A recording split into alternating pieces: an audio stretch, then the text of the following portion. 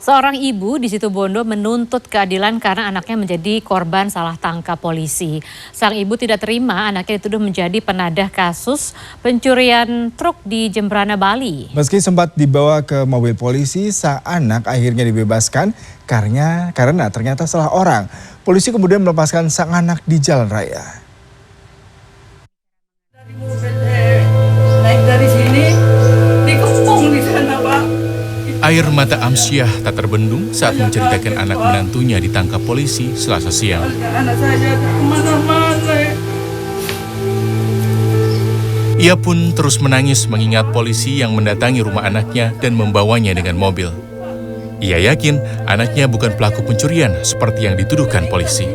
Bahkan, tindakan polisi meringkus anaknya layaknya pelaku kejahatan membuatnya mengalami trauma. Kasus dugaan salah tangkap itu dialami Adi, warga Kelatakan Kendit, Situbondo, Jawa Timur pada Minggu sore. Saat itu, Adi didatangi anggota Buser Polres Situbondo dengan alasan diminta menunjukkan rumah warga bernama Agus. Namun, tiba-tiba dua polisi lain yang berpakaian preman memintanya ikut. Ia pun diminta mengaku sebagai penadah dalam kasus pencurian truk di wilayah Polres Jembrana, Bali. Meski demikian, ia tidak terbukti menjadi penadah. Polisi pun melepaskannya di jalan raya. Pihak keluarga Adi pun menilai perlakuan polisi itu melanggar kode etik karena salah tangkap. Pas di pinggir jalan raya di situ. Disuruh ngaku? Disuruh ngaku? Iya, disuruh mengakui. Mau mengakui gimana? Setelah sampai di pinggir jalan ketemu tersangka, di situ dipertemukan dengan saksi ya. Katanya bukan, tidak kenal. Yang saya tidak kenal juga, Mas. Itu, Mas. Waktu di dalam mobil ya, iya. Disuruh mengakui yang mana, saya tidak pernah terlibat. Dengan cara mengadukan itu kepada Propam. Terlepas nanti misalnya di sidang etik Waprov Polda Jatim menyatakan terduga tidak bersalah, ya urusannya Majelis Hakim Kode. Sementara itu Selasa siang, petugas Satreskrim Polres Situbondo membantah tudingan salah tangkap. Anggotanya hanya menjadi pembantu Polres Jembrana dan sudah sesuai dengan prosedur. Berita acara interogasi sudah ditanyakan apakah ini orangnya. Dari saksi menunjukkan iya ini orangnya, makanya arahnya ke sini.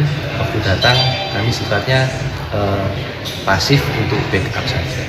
Backup. Mungkin kalau terkait itu saya yakin ada salah paham. Dikepung di sana, Pak. Bersama kuasa hukumnya, Adi dan keluarga akan melaporkan masalah ini ke Bid Propam Polda Jawa Timur. Anak saya kemana-mana. Mereka menuntut polisi tersebut diproses karena diduga melanggar kode etik. Zainal Ali Mustafa, Situbondo, Jawa Timur. Komplotan maling motor di Jember, Jawa Timur tak segan-segan menjebol tembok rumah warga agar bisa mencuri motor. Sementara di Kutai Kartanegara, Direktur Perusahaan Pertambangan yang merupakan warga negara Tiongkok tewas usai bertikai dengan penjaga lahan bekas tambang. Selengkapnya kami rangkum dalam Kriminal 24 Jam.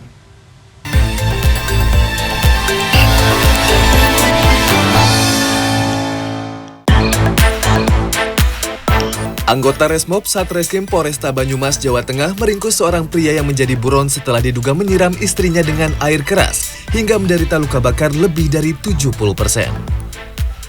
Tersangka pelaku ditangkap di salah satu rumah kontrakan di Yogyakarta. Menurut keterangan Kepala Satreskrim Polresta Banyumas, Kompol Agus Supriyadi, Selasa kemarin, kasus KDRT terjadi karena sang istri menolak melayani pria hidung belang yang ditawarkan suaminya. Meski telah dinyatakan sembuh, korban mengalami cacat fisik pada kedua tangan, kepala, dan perutnya. Pencurian motor milik warga Desa Selateng, Jember, Jawa Timur terekam CCTV. Untuk memuluskan aksinya, tersangka pelaku menjebol tembok rumah dan membuat lubang berdiameter 60 cm.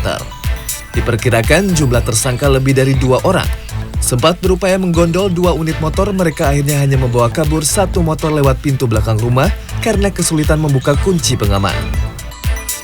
Saat ditemui Selasa kemarin, Kepala Polsek Ledokombo menyatakan telah mengantongi identitas tersangka.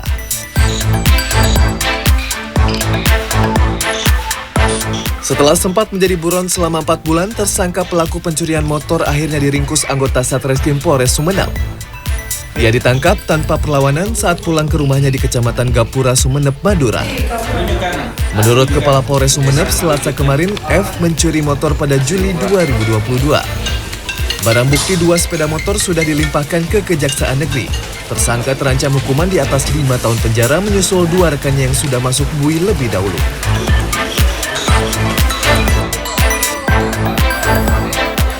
Direktur PT Kalimantan Bara Perkasa yang juga warga negara Tiongkok tewas setelah bertikai dengan penjaga lahan bekas tambang batu bara di Desa Purwajaya, Kabupaten Kutai Kartanegara, Kalimantan Timur. 2 tersangka menyebut menyerang korban dengan parang karena diserang lebih dahulu menggunakan kayu. Saat ditemui Selasa kemarin, Kepala Satreskrim Polres Kutai Kartanegara mengatakan pertikaian terjadi karena salah paham. Kini kedua tersangka terancam hukuman 12 tahun penjara. Tim Liputan CNN Indonesia.